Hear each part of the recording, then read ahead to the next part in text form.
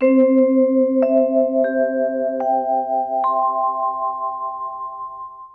जी महाराज ने बताया है कि कब सुखदेव जी महाराज ने कथा सुनाई और कब हमारे श्री शौनक आदि महात्माओं ने सुनी है, और सूत जी महाराज ने सुनाई, और कब गोकर्ण जी महाराज ने सुनाई है। और कहते हैं भैया इसमें परीक्षित जी साक्षी हैं। साक्षी माने गवाह होता है। जैसे अभी हमने वृक्ष की कथा सुनाई ना कि फल देने लगा, तो हमको साक्षी मिल गए कि तुरंत बोले गांगनी के हम हैं और हमको गवाह के रूप में प्रस्तुत हैं। ऐसे सुखदेव जी महाराज, ये बात की ध्यान रखिएगा, कथा सुखदेव जी की जो कथा है उसके हम लोगों के बीच में गवाह हैं। कौन? परीक्षित जी। क्या गवाही दे रहे हैं कि हमने कुछ नहीं किया, केवल हमने भगवान की कथा सुनी और उसी से हमको मोक्ष मिल गया। तो भगवत कथा श्रवण से मोक्ष मिलता है, इसके साक्षी हमारे परीक्षित साक्षी है। श्रवणगत मुक्त्युक्ति कथने, ये सुखदेव महाराज परीक्षित जी साक्षी हैं। इसलिए भैया इसका खूब आनंद लें, खूब रस लें, और यही ये महात्म पूरा होता है। अब हम सब प्रविष्ट होते हैं श्रीमद् भागवत महापुराण के मूल ग्रंथ में। ये प्रथम स्कंद इसका अधिकारी स्कंद है। इसमें 3 प्रकार के श्रोता और 3 प्रकार के वक्ताओं का वर्णन है और उनके अधिकार का भी वर्णन है। आप लोग इसको सजग होकर थोड़ा सुनिएगा और अपने को किस क्वालिटी के हम श्रोता वक्ता हैं इसका भी निरीक्षण कर लीजिए। प्रथम श्रोता वक्ता जो हैं, इसमें जो अभी आप कथा सुनेंगे, इसमें नारद जी महाराज वक्ता हैं और वेदव्यास जी महाराज श्रोता हैं। सूत शौनक संवाद भी है, दूसरे ये भी हैं, तीसरे परीक्षित जी और श्री सुखदेव जी महाराज भी हैं। किंतु श्रोता, उत्तम श्रोता वक्ता हैं सुखदेव और परीक्षित। ये उत्तम है। क्यों उत्तम है? कि सुखदेव जी महाराज कथा किसी के कल्याण के लिए नहीं सुना रहे हैं, अपने आनंद के लिए, अपने आत्मचिंतन के लिए सुन रहे हैं। और परीक्षित जी महाराज भी किसी के कल्याण के लिए नहीं बैठे, आत्म कल्याण के लिए बैठे। तो जो भागवत की कथा सुनता और सुनाता है आत्म कल्याण के लिए, वही उत्तम श्रोता वक्ता है। अभी एक हमारे मित्र हैं, भागवत पढ़ते हैं, तो उनसे किसी ने पूछ दिया, कई वर्ष से कथा पढ़ रहे हैं भागवत की, तो बोले कि आप इतने दिन से कथा पढ़ रहे हैं भागवत कथा करने के लिए? बोले नहीं, हमको कथा नहीं करनी है। तो क्यों ये कई वर्ष से पढ़ रहे हैं? 6 वर्ष हो गए पढ़ते पढ़ते। तो बोले आत्म कल्याण के लिए हमको रस मिलता है, ये उत्तम है। और हम लोग आत्म कल्याण के लिए नहीं पढ़ते थे, अब आत्म कल्याण के लिए कथा जरूर करते हैं, पहले शुरू में नहीं करते थे। और शुरू में न भागवत मैंने आत्म कल्याण के लिए पढ़ी थी। ये तो महाराज जी की कृपा है कि उन्होंने जीवन बदल दिया। तो हम कथा करने के लिए कथा पढ़ने आए थे, सुनाने के लिए, जीवन बनाने के लिए नहीं आए थे। वो तो बाद में पता चला कि भागवत जीवन बनाने वाला है। तो प्रथम श्रोता वक्ता वह हैं जो आत्मान महाराज आत्मानुभूति के लिए, आत्मरस के लिए कथा कह रहे हैं और वो आत्म कल्याण के लिए सुन रहे हैं। मध्यम श्रोता वक्ता इसमें नारद और व्यास संवाद है। इसमें लोक कल्याण छिपा हुआ है। वेदव्यास जी महाराज सुन रहे हैं आत्म कल्याण के नहीं, लोक कल्याण के लिए। उन्होंने रचना लोक कल्याण के लिए की। नारद जी भी उनके उपयोग, महाराज उनका उद्धार कर दुख से ग्रसित हैं, इसलिए सुना रहे हैं। और सूत शौनक संवाद, ये जो महाराज प्राकृत है, इसमें बात यह है कि शौनक आदि महात्माओं का कथा सुनना मुख्य धर्म नहीं था। शौनक आदि महात्मा कर रहे थे यज्ञ, और यज्ञ में जो समय बचता था उस समय का सदुपयोग करने के लिए कथा सुन रहे थे। अब जैसे उदाहरण के लिए हम वृंदावन आए, आप लोग वृंदावन आओ, तो उद्देश्य था कि वृंदावन आए हैं, बांके बिहारी के दर्शन करेंगे, ये करेंगे, और समय मिला तो आगरा भी घूम आए, वो अलग बात है। किंतु आगरा का उद्देश्य बनाकर आए हो और समय मिल जाए वृंदावन का, तो आगरा मुख्य था आपका, वृंदावन मुख्य दर्शन नहीं था। तो मुख्य दर्शन, मुख्य भागवत कथा श्रवण नहीं है। हम तो महाराज लोगों से कथा पूछते हैं कि जब यजमान आता है क्या उद्देश्य है, चंदा इकट्ठा करना तो नहीं है। कई लोग कई कथाएं हम करते हैं, गौशाला के लिए भी कई कथाएं की कि धन इकट्ठा हो जाएगा तो गौशाला में लगेगा। तो उद्देश्य वो हो जाता है, अपने आश्रम के लिए नहीं। हमारे महाराज जी की महाराज परंपरा, हमारे तो गुरुदेव ने स्वयं हमको, पूज्यमान जी महाराज ने कहा कि भागवत की कथा कहीं करने जाना तो कभी आश्रम की चर्चा नहीं करना कि इतनी गायें हैं, इतने साधु रहते हैं, इतना बड़ा आश्रम है। अगर बोले ये चर्चा करोगे तो ये भी मांगने का एक ढंग है।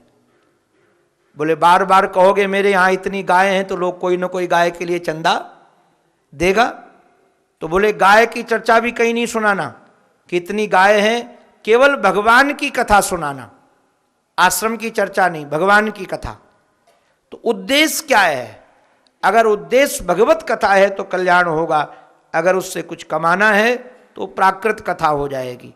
तो 3 श्रोता वक्ता, अब इसमें आप अपना नंबर मिला लीजिएगा कि हमारा कौन सा नंबर है, क्या पाने के लिए कथा सुन रहे हैं, क्या जानने के लिए कथा सुन रहे हैं। और इसकी विलक्षणता महाराज ये है, आज तो मैं सुन रहा था महाराज जी का भागवत विमर्श, हमको शायद पता नहीं है, उपलब्ध होना चाहिए हमारे सत्साहित्य प्रकाशन में। भागवत विमर्श नामक ग्रंथ है ना? अच्छा, रीप्रिंट हो रहा है, हमको भैया ने बताया रीप्रिंट।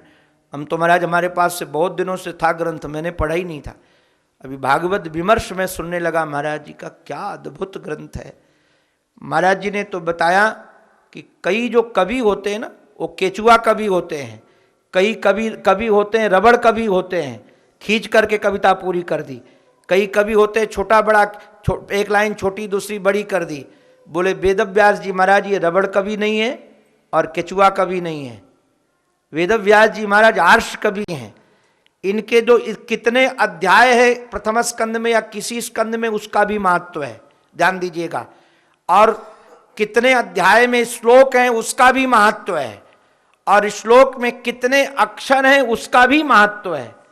ऐसा नहीं कि केवल जो था वो लिख दिया।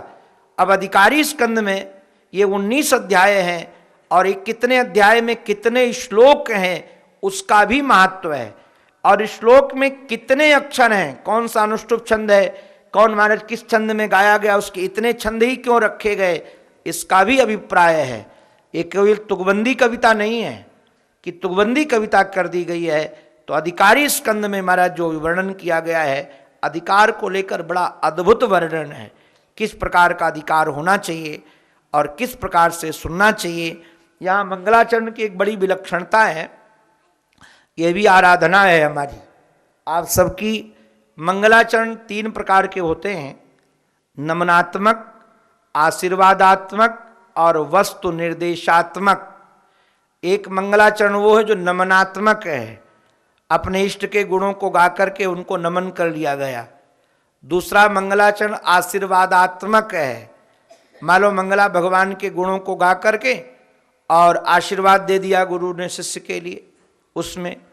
यह तीसरा जो मंगलाचरण जिसका नाम वस्तु निर्देशात्मक है। तो श्रीमद् भागवत महापुराण का जो मंगलाचरण है नारायण, वो वस्तु निर्देशात्मक है। और मंगलाचरण महाराज ऐसा अद्भुत है कि संपूर्ण ग्रंथ का सार सर्वस्व इस मंगलाचरण में प्रकट है। ग्रंथ में श्री वेदव्यास जी महाराज को क्या कहना है, इसमें अनुबंध चतुष्टय का भी वर्णन किया गया। इस प्रणाली में अनुबंध चतुष्टय क्या क्या है उसका भी वर्णन है। इस ग्रंथ का प्रतिपाद्य विषय क्या है, ये मंगलाचरण में ही अभिव्यक्त कर दिया गया है। जन्माद्यस्य तोन्वयादितरतस् चारथे स्वविज्ञस्वराट तेने ब्रह्म हृदयादि कवये मुह्यन्ति यत्सूरयः तेजो वारि मृदाम यथा विनिमयो यत्र त्रिसर्गो मृषा धाम्ना स्वेन सदा निरस्त कुहकम सत्यम परम धीमहि। हम सब उस परम सत्य का ध्यान करते हैं, व्यवहारिक सत्य नहीं, पारमार्थिक सत्य। हम सब परमार्थिक सत्य का ध्यान करते हैं। परमार्थिक सत्य का अभिप्राय, जे सत्य में जन्माद्यस्य यतः, जिसमें जन्मादि होते, आदि से पालन और संहार। यतः, जैसे श्रुतियां कहती यतो वा इमानि भूतानि जायन्ते एन जीवानि जीव महाराज अविसम विसंति तद ब्रह्म।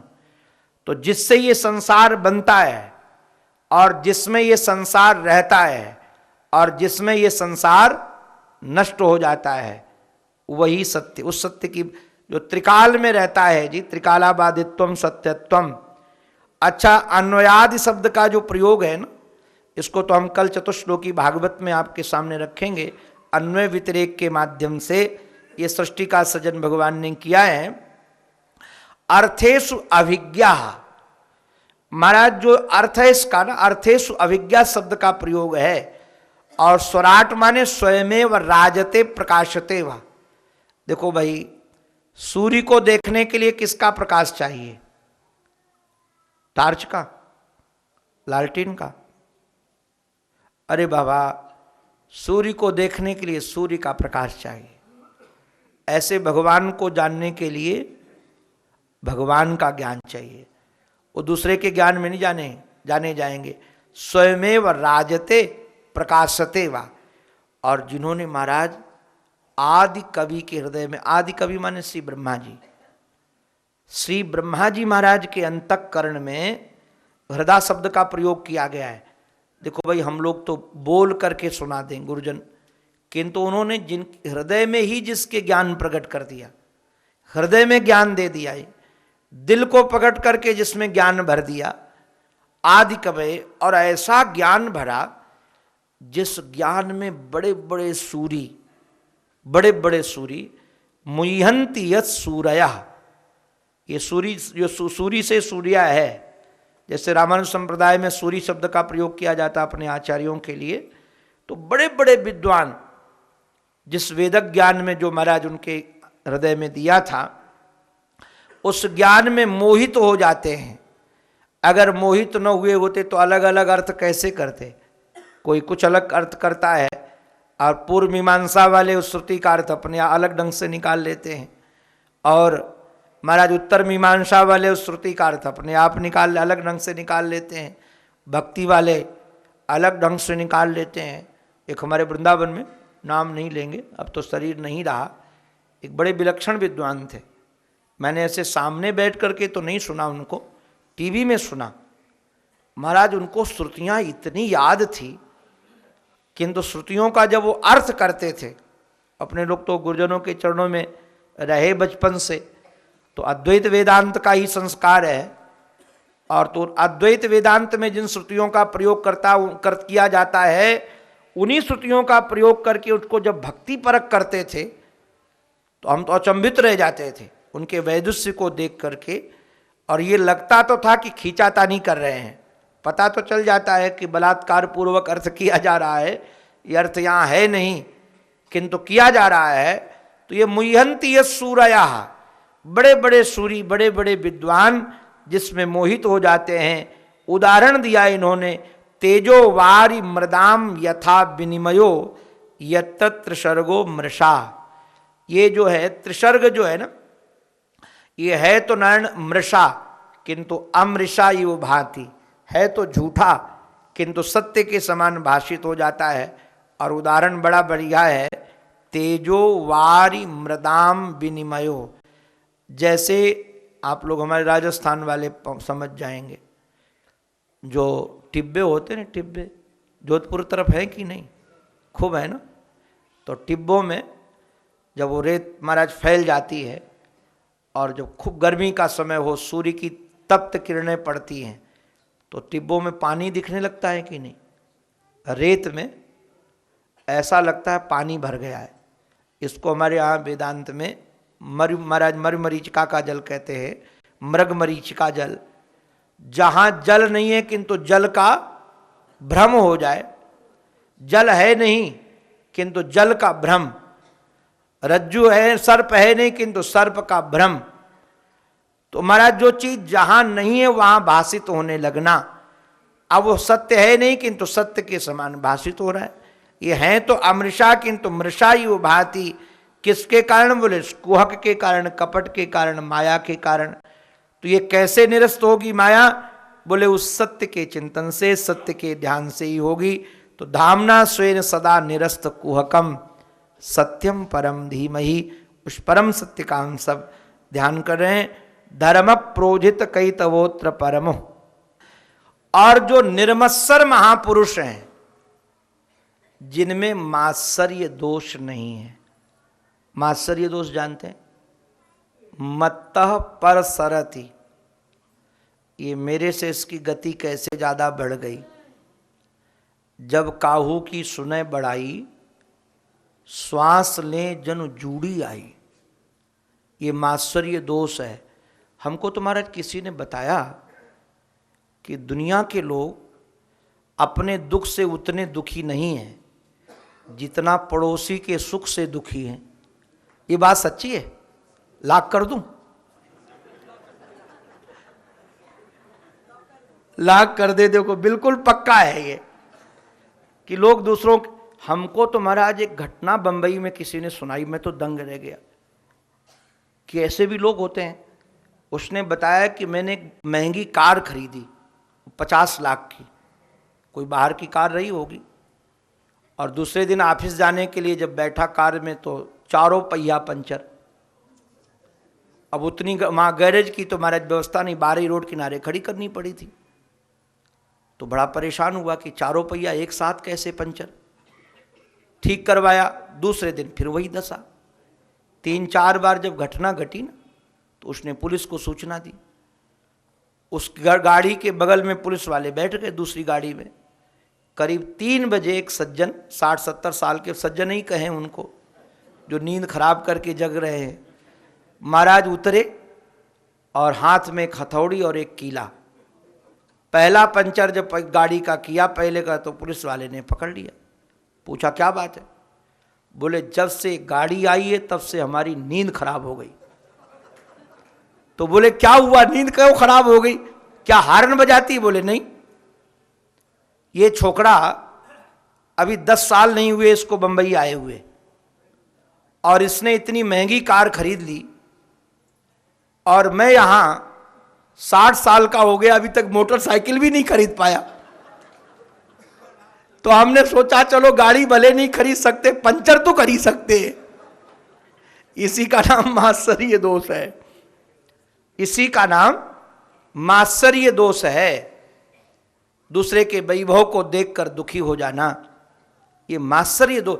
तो ये श्रीमद् भागवत महापुराण ऐसे लोगों का धन नहीं है नारायण। निर्मत्सराणाम सताम, जो निर्मत्सर महापुरुष हैं, दूसरों की उन्नति देख करके जो सुखी होते हैं, प्रसन्न होते हैं, उनका ये धन है, उनका धन है। और इस ग्रंथ की विलक्षणता ये है, वास्तव वस्तु का नारायण इसमें वर्णन किया गया है। शिवदम कल्याणप्रदम, दैहिक दैविक भौतिक तापों का उन्मूलन करने वाला ग्रंथ है, आपके त्रिताप मिटाने वाला।